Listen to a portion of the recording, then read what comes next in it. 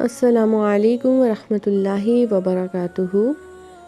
رب اشرح لی صدری ویسر لی امری واحلل عقدۃ من لسانی یفقہوا قولی۔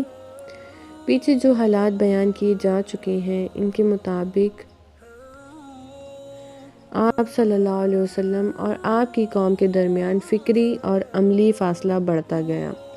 آپ قوم کی بدبختی اور بگاڑ دیکھ کر رنجیدہ رہنے لگے، ان سے الگ تھلگ اور تنہا رہنے کی خواہش بڑھنے لگی، اور یہ سوچ بھی گہری ہونے لگی کہ انہیں ہلاکت اور تباہی سے کیسے بچایا جائے۔ عمر بڑھنے کے ساتھ ساتھ یہ رنج اور یہ خواہش بڑھتی ہی گئی اور بالآخر آپ کو کھینچے کھینچے غار حرا تک لے گئی، جہاں آپ صلی اللہ علیہ وسلم سال میں رمضان کا ایک مہینہ دین ابراہیم کی بچی کچی تعلیمات کے مطابق اللہ کی عبادت کرتے اور مہینہ پورا کر کے صبح مکہ تشریف لاتے اور خانہ کعبہ کا طواف کر کے گھر کی راہ لیتے۔ 3 سال تک آپ صلی اللہ علیہ وسلم کا یہی عمل رہا۔ جب 40 سال عمر پوری ہو گئی اور یہی سن کمال ہے۔ عموماً اسی عمر میں پیغمبر بھیجے جاتے ہیں تو نبوت کی چمک دمک اور سعادت کی جھلکیاں نظر آنی شروع ہوئیں۔ چنانچہ آپ نے خواب دیکھتے اور جیسا دیکھتے ویسا ہی پیش آتا، پھر روشنی نظر آنے لگی اور آواز سنائی دینے لگی۔ آپ صلی اللہ علیہ وسلم فرماتے ہیں، میں مکہ میں ایک پتھر کو پہچانتا ہوں جو بعثت سے پہلے مجھے سلام کیا کرتا تھا، یعنی کہ بعثت سے پہلے بھی انہیں پتہ چلتا تھا اگر کوئی انہیں سلام کر رہا ہو، کوئی پتھر یا اس طرح کی کوئی آواز یا روشنی ہوتی تو انہیں محسوس ہوتی تھی۔ پھر تیسرے سال کے رمضان میں جب آپ کی عمر کا 41واں سال چل رہا تھا، آپ صلی اللہ علیہ وسلم غار حرا کے اندر ذکر الہی اور عبادت میں مشغول تھے کہ یکا حضرت جبرائیل علیہ السلام نازل ہوئے اور آپ کو وحی و نبوت سے نوازا۔ حضرت عائشہ رضی اللہ تعالیٰ عنہ فرماتی ہیں، رسول اللہ صلی اللہ علیہ وسلم پر وحی کا آغاز نیند میں اچھے خواب سے ہوا۔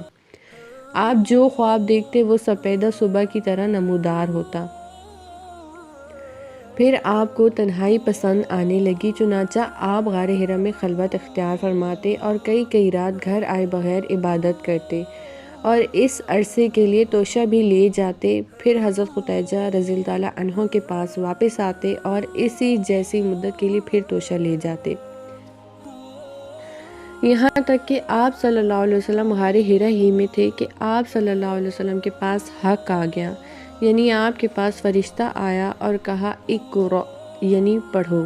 آپ نے فرمایا، میں پڑھنا نہیں جانتا۔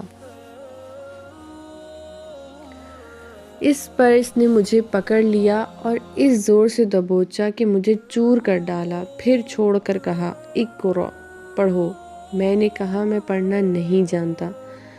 اس نے دوبارہ پکڑ کر دبوچا اور چور کر ڈالا، پھر چھوڑ کر کہا اقرأ، پڑھو۔ میں نے کہا، میں پڑھا ہوا نہیں ہوں۔ اس نے تیسری دفعہ دبوچا اور کہا اقرأ بسم ربک الذی خلق، خلق الانسان من علق، اقرأ وربک الاکرم، الذی علم بالقلم، علم الانسان ما لم یعلم۔ پڑھ اپنے اس پروردگار کے نام سے جس نے پیدا کیا، انسان کو لوتھڑے سے پیدا کیا۔ پڑھ، تیرا رب بڑا کریم ہے جس نے قلم کے ذریعے سے علم دیا، انسان کو وہ بات سکھائی جسے وہ جانتا نہ تھا۔ ان آیات کو لے کر رسول اللہ صلی اللہ علیہ وسلم واپس ہوئے۔ آپ کا دل کانپ رہا تھا۔ حضرت خدیجہ رضی اللہ تعالیٰ عنہ کے پاس پہنچ کر فرمایا، مجھے چادر اڑھا دو، مجھے چادر اڑھا دو۔ انہوں نے چادر اڑھا دی، یہاں تک کہ دہشت جاتی رہی۔ پھر حضرت خدیجہ رضی اللہ تعالیٰ عنہ کو واقعہ سنا کر فرمایا، مجھے اپنی جان کا ڈر لگ رہا ہے۔ انہوں نے کہا، اللہ کی قسم، ایسا ہرگز نہیں ہو سکتا، اللہ آپ کو کبھی رسوا نہیں کرے گا۔ آپ صلح رحمی کرتے ہیں، بے سہاروں کا بوجھ اٹھاتے ہیں، تنگ دست لوگوں کی مدد کرتے ہیں، مہمان کی میزبانی کرتے ہیں اور حق کے سلسلے میں پیش آنے والی مصیبتوں میں مدد فرماتے ہیں۔ اس کے بعد حضرت خدیجہ رضی اللہ تعالیٰ عنہ آپ کو اپنے چچیرے بھائی ورقہ بن نوفل کے پاس لے گئیں۔ وہ دور جاہلیت میں عیسائی ہو گئے تھے اور عبرانی لکھنا جانتے تھے، چنانچہ توفیق الہی کے مطابق عبرانی میں انجیل لکھتے تھے۔ اس وقت وہ بوڑھے اور نابینا ہو چکے تھے۔ حضرت خدیجہ رضی اللہ تعالیٰ عنہ نے ان سے کہا، بھائی جان آپ اپنے بھتیجے کی بات سنیں۔ ورقہ نے کہا، بھتیجے تم کیا کہتے ہو؟ آپ صلی اللہ علیہ وسلم نے جو کچھ دیکھا تھا بیان کر دیا۔ ورقہ نے کہا، یہ تو وہی ناموس وحی لانے والا فرشتہ ہے جو موسیٰ پر نازل ہوا تھا۔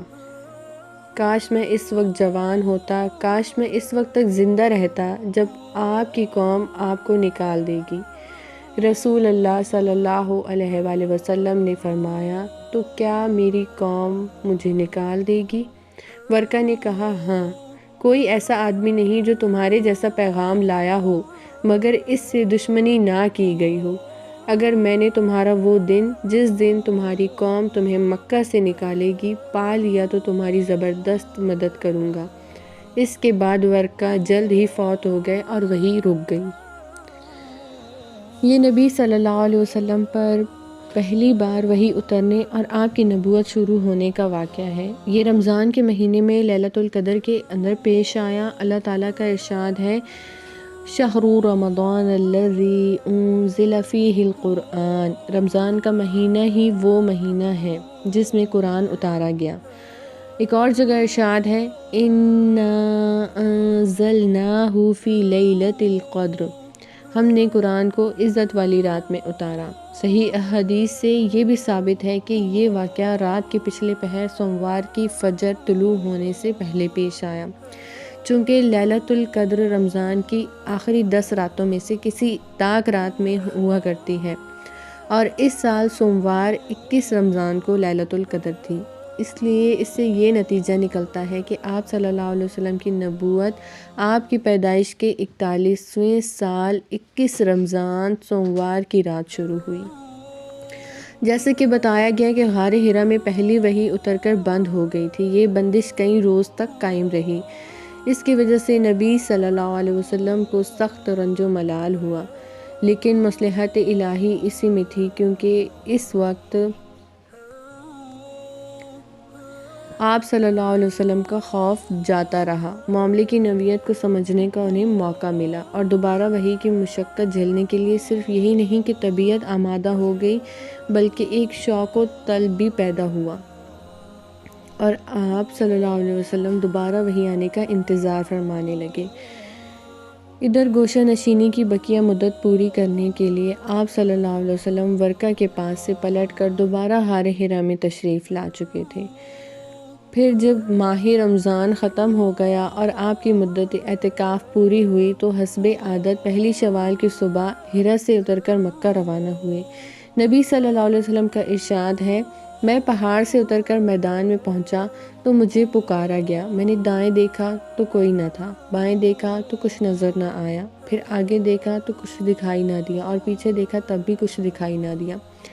اس کے بعد میں نے سر اوپر اٹھایا تو کیا دیکھتا ہوں کہ جو فرشتہ حرا میں میرے پاس آیا تھا وہی آسمان و زمین کے درمیان کرسی پر بیٹھا ہوا ہے۔ یہ دیکھ کر میرا پورا وجود اس کے رعب سے بھر گیا، یہاں تک کہ میں زمین کی طرف جا جھکا۔ پھر میں خدیجہ کے پاس آیا اور کہا، مجھے چادر اڑھا دو، مجھے چادر اڑھا دو، مجھ پر کمبل ڈال دو اور ٹھنڈے پانی کے چھینٹے مارو۔ انہوں نے کمبل اڑھا دیا اور ٹھنڈے پانی کے چھینٹے مارے۔ پھر یہ آیتیں نازل ہوئی، یا ایھا المدثر قم فانذر وربک فکبر وثیابک فطہر فالرجز فاہجر، اے کمبل پوش اٹھ اور لوگوں کو ان کی بدعملی کے نتائج سے ڈرا، اور اپنے رب کی بڑائی بیان کر، اور اپنے کپڑے پاک رکھ اور گندگی سے الگ تھلگ رہ۔ آپ صلی اللہ علیہ وسلم کو 2 طرح کے کام سونپ دیے گئے اور دونوں کے نتائج بھی بتا دیے گئے۔ ایک کام یہ ہے کہ آپ لوگوں کو اللہ کا حکم بتائیں اور بدعملی کے نتائج سے ڈرائیں۔ آپ کو یہ حکم قم فانذر، اٹھ اور ڈرا کے ذریعے سے دیا گیا۔ کیونکہ اس کے معنی یہ ہیں کہ آپ لوگوں کو یہ بتا اور سمجھا دیں کہ وہ جس طرح کی گمراہی اور بدعملی میں مبتلا ہیں اور غیر اللہ کی پوجا اور اللہ کی بعض صفات و افعال اور حقوق میں دوسروں کو شریک ٹھہرانے کا جو کام کر رہے ہیں، اللہ تعالیٰ اس پر ان کو سخت عذاب دے گا۔ دوسرا کام یہ ہے کہ آپ خود اپنے اوپر اللہ کے احکام لاگو کریں تاکہ آپ کو اللہ کی خوشنودی بھی حاصل ہو اور آپ دوسروں کے لیے نمونہ بھی ٹھہریں۔ یہ حکم بقیہ آیات میں دیا گیا ہے، چنانچہ وَرَبَّكَ فَكَبِّرْ کا مطلب یہ ہے کہ آپ بڑائی اور کبریائی کے لیے اللہ ہی کو خاص کر لیں، اس میں کسی اور کو اس کے ساتھ شریک نہ کریں۔